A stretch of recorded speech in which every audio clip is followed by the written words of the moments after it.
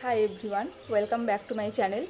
আমি আজকে বহুদিন পর ভিডিও করছি, মোটামুটি 2 মাস পর ভিডিওটা করছি, কারণ আমি মোটামুটি লাস্ট 1.5 মাস থেকে অসুস্থ ছিলাম। আমার একটা সার্জারির জন্য 1.5 মাস আমি লিভে, এখনও আমি লিভে আছি, যার জন্য আমি ভিডিও করতে পারিনি। তোমরা অনেকেই বলেছো এনকোয়াসের ওপর ভিডিও দিতে, গ্যাপ ক্লোজার, এইএফআই, এই টপিকগুলো তোমরা টেক্সট করেছো আমাকে যে এগুলোর ওপর যাতে আমি ভিডিওটা দিই। তো তাদেরকে আমি সরি যে আমি লিভে থাকার জন্য আমি কিন্তু কাউকেই ভিডিও দিতে পারিনি। আর অনেকের আশা করি এনকোয়াস হয়ে গেল, অনেকের আবার সামনে আছে এনকোয়াস। তো আমি চেষ্টা করব যে নেক্সট যা যা তোমাদের ডিমান্ড রয়েছে, যে টপিকগুলো তোমরা ভিডিও চাইছো সেগুলো আমি দেব। তো আজকে যে টপিকটা রয়েছে সেটা হচ্ছে গ্যাপ ক্লোজার, একটা টপিক। সেটা আশা করছি তোমাদের 5টা থেকে 10টা হচ্ছে ফরম্যাট ফিল আপ করতে হবে গ্যাপ ক্লোজারের। তো গ্যাপ ক্লোজারে প্রথমেই বলবো যে আমাদের এসএসকেতে কী কী গ্যাপ রয়েছে। এই ফরম্যাটটা ফিল আপ করতে গেলে আমাদের প্রথমেই জানতে হবে যে গ্যাপকে আইডেন্টিফাই করতে হবে। তো তোমাদের বলি যে তোমরা যে চেকলিস্টটা ফিল আপ করেছো, যে চেকলিস্টটায় প্রত্যেকটা পয়েন্ট রয়েছে, যেমন ধরো যে সার্ভিসগুলো সেন্টারে দিচ্ছ পুরোটাই, সেগুলো তো 2 মার্কস, যেগুলো অ্যাবাভ 50 রয়েছে সেগুলো 1 মার্কস, আর যেগুলো প্রসেস স্টার্ট হয়নি সেন্টারে সেটা তো 0 মার্কস। তো এই জিরোগুলা বা এই 1গুলো কিন্তু আমাদের গ্যাপ। তো এই গ্যাপগুলোকে প্রথমে আমাদের আইডেন্টিফাই করতে হবে যে কোন কোন জায়গায় আমাদের গ্যাপ রয়েছে। দেন সেটাকে আমাকে প্ল্যানিংয়ে আনতে হবে যে আমি কি করে গ্যাপটাকে প্ল্যান করে আমি ক্লোজ করব। সেটা প্ল্যানিং মানে অনেকটা সেই আগের মতোই, পিডিসিএ সাইকেলের মতোই, কিন্তু অনেকটা যে প্ল্যান করব তারপরে কাজ করব, প্ল্যান ডু চেক অ্যাক্টের মতোই। তো প্রথমে দেখাচ্ছি তোমাদের, প্রথমে বলছি যে ফরম্যাটটা দেখলে তোমরা বুঝতে পারবে গ্যাপ ক্লোজারের যে সিরিয়াল নাম্বার, সেটা সিরিয়াল নাম্বার দেবে গ্যাপ আইডেন্টিফাই। চেক লিস্ট থেকেই তোমরা বুঝতে পারবে যে গ্যাপগুলো পেয়ে যাবে, যেগুলো 0 মার্কস আছে, যেগুলো 1 মার্কস আছে, তোমরা বুঝতে পারবে মাসের শেষে গ্যাপগুলোকে আইডেন্টিফাই করবে। দেন হচ্ছে টাইপ অফ গ্যাপ, কী টাইপের গ্যাপ রয়েছে, যেমন হচ্ছে স্ট্রাকচার মানে স্ট্রাকচারাল গ্যাপ, না প্রসেসিং আমাদের কোনো প্রসেসিংয়ের গ্যাপ, না কোনো আউটকাম ইন্ডিকেটারের গ্যাপ।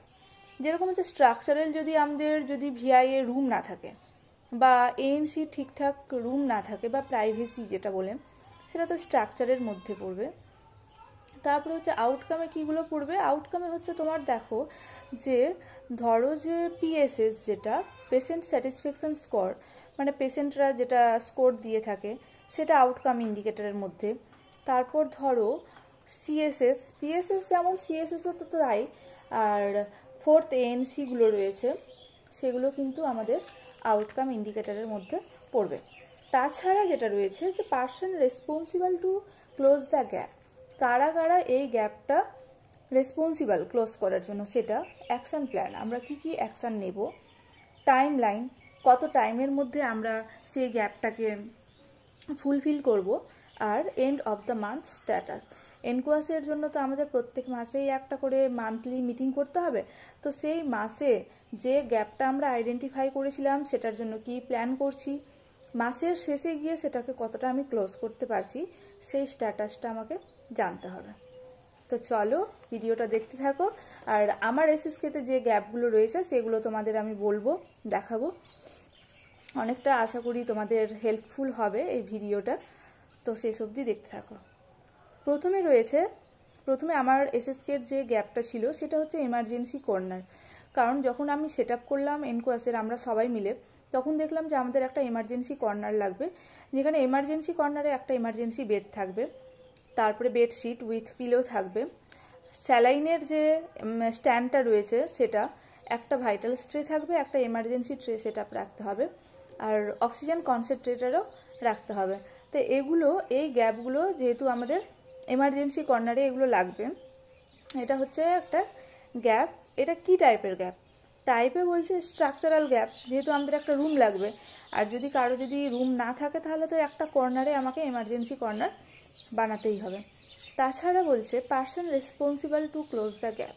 এবার কে, যেহেতু একটা এমার্জেন্সি সিচুয়েশান যে কোনো পার্সনের আসতে পারে, সে কোনো পেশেন্ট হোক, সে কোনো মা হোক, পিডাব্লিউ, যে কারোই হতে পারে, যার জন্য হচ্ছে গিয়ে all stuffs of SSK responsible এটা ক্লোজ করার জন্য। দেন বলছে যে অ্যাকশন প্ল্যান, আমরা কি কি অ্যাকশন নেব এটার জন্য। তো দেখো অ্যাকশন প্ল্যানের মধ্যে বলছে যে এমার্জেন্সি কর্নার অ্যারেঞ্জ করবে, তার সাথে সাথে কি রয়েছে, পেশেন্টের বেড লাগবে, চেয়ার লাগবে, ফার্স্ট এড বক্স অ্যারেঞ্জ করতে হবে, এই জিনিস আমাকে অ্যারেঞ্জ করতে হবে। Time line mid of the month, মানে আমার মোটামুটি 15 দিন মতো টাইম নিলাম আমরা এই গ্যাপটাকে ক্লোজ করার জন্য। দেন এই গ্যাপটাকে ক্লোজ করার জন্য অবশ্যই আমাদের হায়ার অথরিটিকে ইনফর্ম করতে হবে, আমাদের সিনিয়র পিএইচএন দিদি বিএমওই স্যারকে ইনফর্ম করতে হবে, তাদের বলে নিয়ে দিয়ে এন্ড অফ দ্য মান্থ স্ট্যাটাসে কি যে আমরা এই গ্যাপটা ফুলফিল করতে পারলাম with the help of our higher authority. এটা একটা গ্যাপ হলো। দেন বাকি গ্যাপ হচ্ছে যে তারপরে আরেকটা যেটা গ্যাপ ছিল আমাদের, যে গ্রিন কার্টেন ছিল না। যখন আমাদের ডিস্ট্রিক্ট ভিজিট হয় ওনারা বলে গেছিলেন যে গ্রিন কার্টেন লাগবে প্রাইভেসির জন্য। তো একটা এনসিডিতেও প্রাইভেসি লাগবে, যেহেতু বিপি চেক করার জন্যও প্রাইভেসি লাগবে, আর ভিআই এর রুমেও প্রাইভেসি লাগবে, প্রাইভেসি কার্টেন, আর একটা হচ্ছে এএনসি রুমে লাগবে। তো আমাদের এএনসি রুমে আগে ছিল, কিন্তু বাকি রুমগুলো আর ভিআইএ তখন স্টার্ট হয়নি বলে তখন এই কার্টেনটা ছিল না। তো দিয়ে আমরা ইন্ডেন দিলাম, আমাদের হায়ার অথরিটিকে জানালাম। তো আরেকটা যে গ্যাপটা হচ্ছে সেটা হচ্ছে green curtain for the privacy during ANC and VIA, সেটা একটা গ্যাপ। এই গ্যাপটা হচ্ছে গিয়ে একটা প্রসেস টাইপের, মানে আমরা কোনো প্রসিডিওর করার টাইমে যেহেতু প্রাইভেসির দরকার, যার জন্য এই গ্যাপটা হচ্ছে গিয়ে প্রসেস টাইপ। এটাতে কে রেসপন্সিবল, যেহেতু এএনসির জন্যও রয়েছে, যার জন্য আমাদের এইচএফ দিদি, সিএইচএ দিদি, আশা দিদিরা আর সিএইচও সবাই, এসএসকে সব স্টাফই এটার জন্য রেসপন্সিবল। দেন কি অ্যাকশন প্ল্যান নেব, যে আমরা অবশ্যই আমাদের হায়ার অথরিটিকে ইনফর্ম করব, তারা যাতে এই বেডশিট বা হচ্ছে গ্রিন কার্টেনটা দেই আমাদের প্রাইভেসির জন্য। দিয়ে 1 মাস আমরা টাইম নিলাম, সেটা হচ্ছে এন্ড অফ দ্য মান্থ স্ট্যাটাসটা আমাদের হায়ার অথরিটি সেটাকে ফুলফিল করলো। থার্ড গ্যাপ কি আছে, যে bedsheet, pillow for emergency room, emergency instrument like oxygen concentrator. তো আমরা ইনস্ট্রুমেন্টের জন্য আরেকটা গ্যাপ আইডেন্টিফাই করলাম, যে ইনস্ট্রুমেন্ট আমাদের লাগবে বাকি। তো এটা হচ্ছে আউটকামের ওপর, মানে পেশেন্টকে আমরা যেহেতু সার্ভিস দেব, যার জন্য এটা আউটকাম ইন্ডিকেটর হিসেবেই এই গ্যাপটাকে আইডেন্টিফাই করা হবে। দেন এটাতেও হচ্ছে যে প্রত্যেকটা পার্সন, একটা এসএসকে প্রত্যেকেই কিন্তু এটার জন্য রেসপন্সিবল। কি অ্যাকশন নেব আমরা আমাদের বিএমওই স্যারকে ইনফর্ম করব থ্রু প্রপার চ্যানেল, আমাদের সিনিয়র পিএইচএন দিদিকে ইনফর্ম করব যে আমাদের এই ইনস্ট্রুমেন্টগুলো আমাদের দরকার। দিয়ে ওনারা টাইম নিলেন 15 দিন, আমরা টাইম নিয়ে দেন হচ্ছে এন্ড অফ দ্য মান্থে কিন্তু আমাদের এই গ্যাপটাকে আমরা ক্লোজ করলাম। তো এইভাবে প্রত্যেকটা এসএসকেতেই সবারই আলাদা আলাদা গ্যাপ রয়েছে, কেউ কিন্তু কোথাও ফুলফিল নেই, মানে কোনো কাজই পুরো 100% ফুলফিল নেই, কোথাও না কোথাও স্ট্রাকচারাল বা হচ্ছে প্রসেসিং বা আউটকামে কোথাও গ্যাপ রয়েছে। 4th গ্যাপ হচ্ছে হুইল চেয়ার। প্রত্যেকটা এসএসকেতেই হুইল চেয়ারটা মাস্ট রাখতে বলেছিল, কারণ অনেক এজড পার্সন রয়েছে যারা সিঁড়ি বেয়ে উঠতে পারে না, তারপর যারা র্যাম্পে মানে উঠতে পারে না, সেন্টারে ঠিকঠাক আসতে পারে না, তাদের জন্য হচ্ছে গিয়ে wheel chair for aged person or paralysis পার্সনের জন্য রয়েছে। এটাও হচ্ছে প্রসেসিং গ্যাপ। কারা রেসপন্সিবল, এটাতেও হচ্ছে সিএইচও, এইচএফ, সিএইচএ, অল আশা সবাই কিন্তু রেসপন্সিবল এটার জন্য। এটাতে আমরা কি অ্যাকশন প্ল্যান নেব, অবশ্যই আমাদের হায়ার অথরিটিকে ইনফর্ম করব যে তারা যাতে আমাদের একটা হুইল চেয়ার অ্যাটলিস্ট এনকোয়াস পারপাসের জন্য যাতে দেয়, আর এটা তো মাস্ট থাকারই কথা। তারপরে সেই টাইম লাইন আবার 15 ডেজ আর এন্ড অফ দ্য মান্থের স্ট্যাটাস দেখব যে এই গ্যাপটা আমরা হায়ার অথরিটির দ্বারা আমরা কিন্তু আমাদের গ্যাপ ক্লোজ করতে পেরেছি। তারপরে আরেকটা গ্যাপ হচ্ছে ডিফল্টার। প্রথম আমরা যখন ফলো আপ যে আমাদের যে রেজিস্টারটা, সেটাতে দেখতাম যে হয়তো এই মাসে 10টা পেশেন্ট ফলো আপে এলো, পরের মাসে হয়তো 8টা আসছে। তো দুটো কিন্তু ডিফল্টার থেকেই যাচ্ছে আমাদের এনসিডিতে। তারপর আগে যখন 4th এএনসি হতো সেখানেও কিন্তু ডিফল্টার থাকতো। তারপর তাছাড়া কতগুলো বাচ্চা, মানে যতগুলো বাচ্চা রয়েছে তাদের মধ্যে হয়তো ফুললি ইমিউনাইজড হলো না সবাই, বা কমপ্লিট ইমিউনাইজেশন কম হলো। তো এই যে ডিফল্টারগুলোকেই কিন্তু আইডেন্টিফাই করতে হবে, সেটাও কিন্তু গ্যাপ আমাদের। আর এটা হচ্ছে আউটকাম ইন্ডিকেটর গ্যাপ, এর টাইপ হচ্ছে আউটকাম ইন্ডিকেটর। এখানেও হচ্ছে যেহেতু ইমিউনাইজেশনের টপিকে যদি আসি, তাহলে আমাদের HF দিদি, CHA দিদি, আশা দিদিরা রেসপন্সিবল। আর যদি আমি NCD ডিফল্টারের ক্ষেত্রে আসি, যে আমার যে ফলো আপ ডিফল্ট হচ্ছে, তাহলে তো অবশ্যই CHO, আশা দিদি এরা রেসপন্সিবল।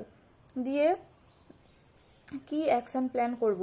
অ্যাকশন প্ল্যান যদি আমি NCDর যে ফলো আপ, সেটাতে তো অবশ্যই আশা দিদিকে বলবো, তাদের সবার পেশেন্টের ফোন নাম্বার দেওয়া আছে, আশা দিদিকে ইনফর্ম করতে বলবো যে তারা যাতে একটু খবর দেয় যে এরকম হয়তো কন্টিনিউ মেডিকেশন খাচ্ছে কিনা, সেটা দেখতে হবে। তারপরে যারা ইমিউনাইজেশন, সেটাও আশা দিদিদের থ্রুতে HF দিদিরা তাদের খবর নেবে। তো সেটা হচ্ছে কি অ্যাকশন প্ল্যানের মধ্যে আসবে। সেটা যদি আমাদের 15 দিন ডিফল্টার আইডেন্টিফাই করতে লাগে, বা সেই গ্যাপটা ক্লোজ করতে লাগে 15 দিন টাইম নেব, বা 1 মাস, যেটা যেমন তার টাইম লাগবে সেটা। দেন হচ্ছে এন্ড অফ দ্য মান্থে কিন্তু আমরা স্ট্যাটাস দেখব যে গ্যাপটাকে ফুলফিল করতে পেরেছি। তো এরকম প্রত্যেকটা SSKতেই কিন্তু গ্যাপ রয়েছে। এই যে দেখো গ্যাপ ক্লোজারের যে ফরম্যাটটা রয়েছে, এটা মোটামুটি আমাদের তখন যেহেতু প্রথম এনকোয়াস হয়েছিল বলে আমাদের পাঁচটা করতে বলেছিল গ্যাপ ক্লোজার। তোমাদের হয়তো এখন 10টা আছে নাকি, আমি ঠিক বলতে পারছি না। তো এটাই হচ্ছে গ্যাপ ক্লোজারের ফরম্যাট, যেটা সবাইকে ফিল আপ করতে হবে। আর কি বলে, নেক্সট আরও যাদের যে টপিকে কোয়ারি রয়েছে, সেটা নিয়ে ভিডিও দেওয়ার চেষ্টা করব, যাতে তোমাদের এনকোয়াস হেল্পফুল হয়। আর ভিডিওটা যদি ভালো লাগে তো অবশ্যই লাইক করবে, পারলে শেয়ার করবে আশেপাশে যে দিদিরা রয়েছে তাদের কাছে। আর চ্যানেলটা সাবস্ক্রাইব না করা থাকলে অবশ্যই সাবস্ক্রাইব করবে চ্যানেলটা। আর ভিডিওটা দেখার জন্য অসংখ্য ধন্যবাদ। আর কোনো কোয়ারি থাকলে অবশ্যই আমাকে টেক্সট করে জানাবে, আমি চেষ্টা করব সেটা ফুলফিল করার। থ্যাংক ইউ সবাইকে ভিডিওটা দেখার জন্য।